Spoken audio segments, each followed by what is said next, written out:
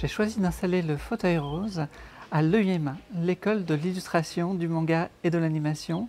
C'est l'école de référence à la formation au manga en France et en Europe. Et très souvent, quand on me demande « mais où est-ce que vous êtes ?» Je dis « à Toulouse ». On me dit « vraiment ? À Toulouse ?» Eh oui, pas à Paris, à Toulouse. L'EIMA a été fondée en 2016.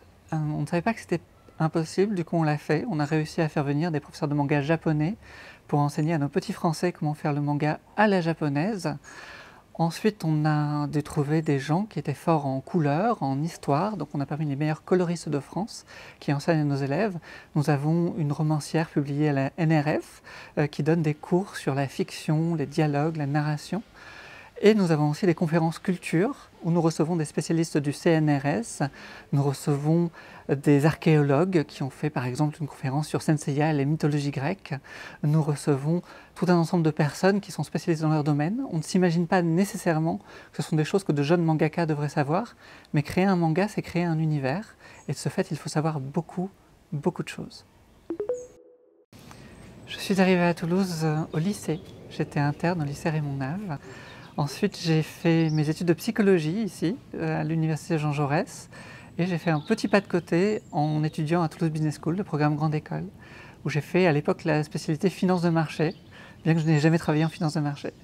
Ensuite, c'est ici que j'ai rencontré mon mari, c'est ici que je me suis mariée, c'est ici que j'ai divorcé. On a eu un des meilleurs divorces du monde, je pense. On a fait une très bonne journée ensemble. Et c'est ici que je suis revenue après quelques années en Californie, où j'ai pris la tête de l'école de l'illustration du manga et de l'animation. Nous sommes passés de 50 à 150 élèves, nous avons eu des expositions dans des musées et nous co-créons le Festival international du manga dont je prends la direction maintenant que je laisse la direction de l'école à mon successeur Julien Mareza. Ça fait 3 ans que je suis ambassadrice de la ville et c'est quelque chose qui me tient vraiment à cœur. J'aime beaucoup cette ville et je sais que cette ville est vibrante, pétillante, intelligente. Et à chaque fois que je vais, par exemple, au Festival international de la bande dessinée à Angoulême, je suis ravie de montrer les books de nos élèves à des artistes du monde entier qui sont complètement bluffés par ce qu'ils voient et qui me disent « mais où est-ce que vous êtes ?» Et je leur dis « nous sommes à Toulouse ». Parce que pour moi, c'est ça, Toulouse, c'est une des plus grandes villes étudiantes de France, et c'est aussi une des plus grandes villes étudiantes de France en art, et c'est aussi dans cet art qui est à la pointe à l'heure actuelle, le manga. Une autre chose que j'aime beaucoup, c'est de faire venir des gens, de travailler avec des partenaires pour arriver à faire des événements qui sont pertinents, qui sont à la pointe. Parce que le manga, c'est à la pointe. Par exemple, nous avons fait avec l'agglomération, août 44, la libération de Toulouse en manga, dont j'ai été la commissaire d'exposition. C'était pour la première fois en France et dans le monde une exposition immersive, qui utilise le vocabulaire visuel pop contemporain pour transmettre cette partie de notre histoire commune.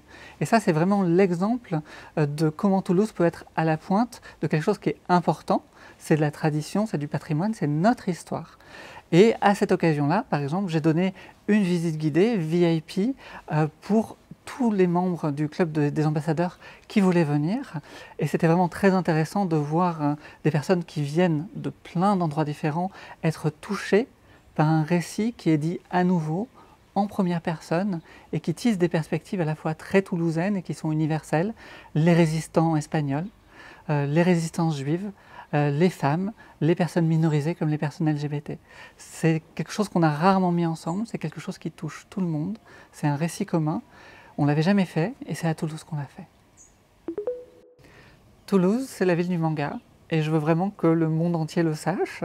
Donc nous sommes en train de créer avec les musées et monuments, avec les médiathèques, avec les scolaires, avec les éditeurs et les éditrices de France et de Navarre, parce qu'aussi les éditeurs belges, un événement, le Festival international du manga, pour 2027, la première quinzaine, qui sera à une autre échelle. Toulouse est la ville du manga, on va le savoir, et donc je vous donne rendez-vous première quinzaine d'avril 2027 pour l'inauguration d'une exposition de 4 mois. Je vous donne rendez-vous pour un week-end festif avec une soirée de plusieurs milliers de personnes. Je vous donne rendez-vous pour un prix du manga, encore à découvrir, mais je pense qu'on va avoir des choses, on va vraiment s'amuser ensemble concernant Toulouse et concernant le manga.